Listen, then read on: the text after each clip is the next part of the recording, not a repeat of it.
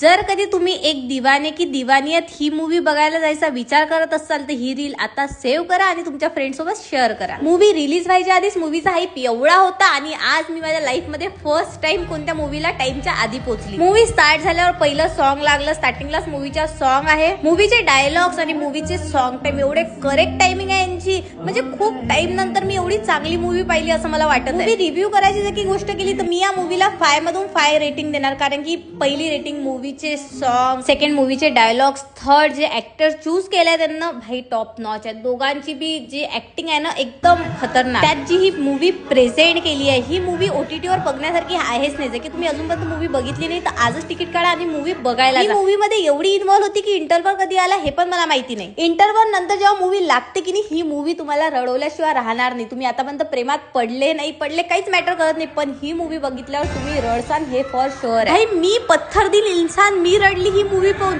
माझी तर अजून पण मूवी 2-3 वेळेस बघायला जायची इच्छा आहे, मला एवढी आवडली. तर शेअर करा ही रील तुमच्या त्या फ्रेंड्स अँड फॅमिली सोबत ज्यांच्यासोबत तुम्हाला ही मूवी बघायला जायचं आहे. आणि नेक्स्ट मूवी रिव्ह्यू साठी आताच मला फॉलो करून घ्या, कारण की थांबाचा रिव्ह्यू लवकरच येणार आहे.